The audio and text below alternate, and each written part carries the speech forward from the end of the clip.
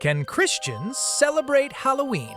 Picture this, a tiny vampire demanding blood in the form of chocolate bars, while his sibling, a lopsided ghost made from a bedsheet, tangles himself in fake cobwebs and declares victory over the neighborhood witch. It's pure mayhem, the kind that leaves you wondering if the real ghosts are the sugar crashes waiting to hit. Welcome to Halloween.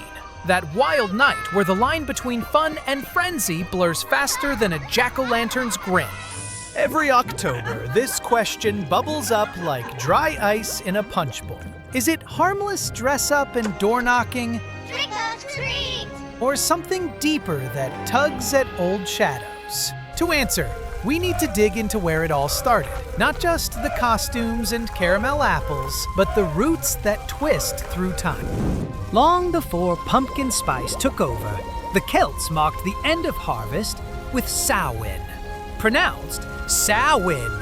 It was their way of facing winter's chill, believing the veil between the living world and the spirit realm thinned, just enough for ghosts and goblins to slip through.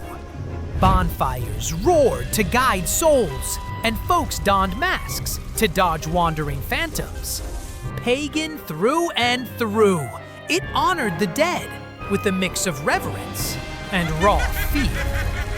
Fast forward a millennium, and Christianity steps in, reshaping the calendar like a hand smoothing clay. In the 7th century, Pope Boniface IV dedicated Rome's Pantheon to the Virgin Mary and buried martyrs' bones beneath it, kicking off All Saints' Day on May 13th, a day to remember every faithful soul who'd gone before. By the 8th century, Pope Gregory III shifted it to November 1st, possibly to overlay that Celtic fire with holy light. The night before, All Hallows Eve. Hallow meaning holy. So All Hallows Eve became Halloween. Bells tolled for the saints, prayers rose against the dark, turning a pagan threshold into a vigil of victory over death. All Saints' Day itself honors the unnamed heroes of the faith, those everyday believers whose stories echo eternity. It's a reminder that light pierces even the longest night, much like how early Christians lit their way through Roman shadows. Today, though, Halloween's morphed into America's biggest candy haul. A $10 billion bash of parties, pranks, and pop-up skeletons. Secular at its core now. Think less ancient rites, more Instagram filters.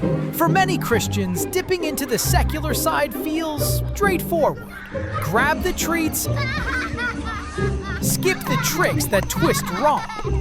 Dress as a superhero saint, knock on doors, build bridges with neighbors over shared Snickers. It's community wrapped in fun, no strings attached. But hold that thought. Amid the glow sticks and giggles, something lingers, a pull toward the edge. That thin veil idea? It echoes in how the season invites us to flirt with fear, to binge on images of gore and gloom. What if, in chasing the thrill, we're cracking open doors we can't quite shut? The Bible warns us plain in Matthew 6:22-23. The eye is the lamp of the body. If your eyes are healthy, your whole body will be full of light. But if your eyes are unhealthy, your whole body will be full of darkness. Guard your eyes, your mind, because what you let in shapes the soul like water wears stone. Ephesians 5:8 lays it out. For you were once darkness, but now you are light in the Lord. Live as children of light.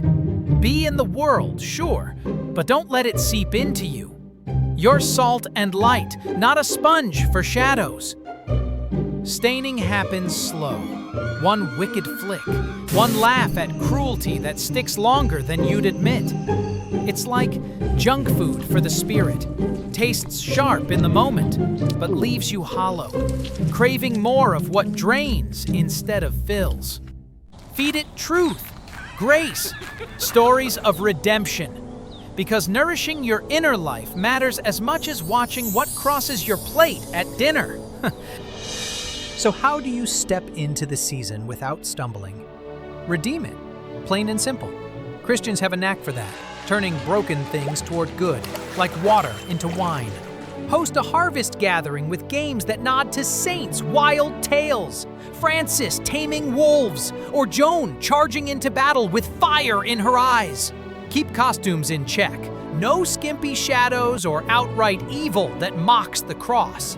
Let them spark questions, draw folks closer to the real story of light breaking chains. During Halloween's roar, anchor in prayer. Scan what you stream, what you say yes to. Does it lift or lure down?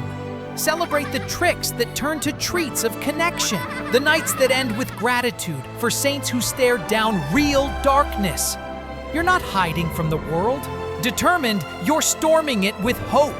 In the end, Halloween's yours to claim, not as a haunt, but a holy eve reclaimed.